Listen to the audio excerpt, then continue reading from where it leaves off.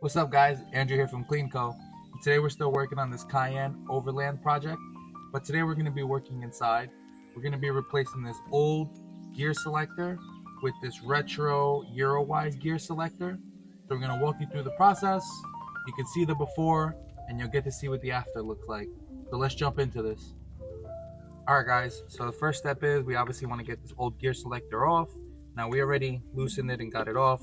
But what you're going to want to do is super simple, is just grab it from the base down here and just give it a nice firm tug in the upward direction, and it'll dislodge and it'll come right out and you'll be left with this.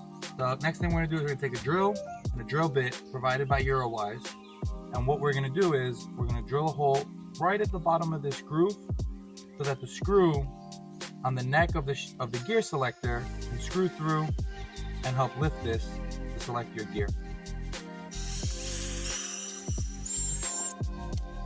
So now that we got the hole drilled out, we're going to take the gear selector, we're going to put it on.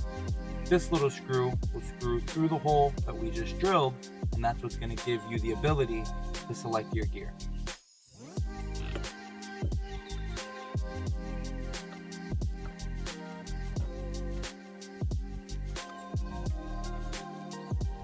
So we use the provided Allen key to just screw the screw in just enough that it's not fully tightened, but that it just sits flush here.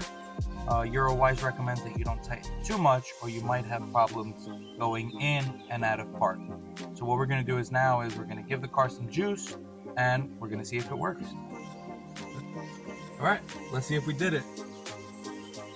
So you won't need to fully turn the car on, just some electrical power is enough. So we'll give it some juice, put on the brake, pull up, and it seems to be selecting gears perfectly. So there it is, Eurowise shifter install. Not too hard, take you about 5 or 10 minutes if you got all the right tools.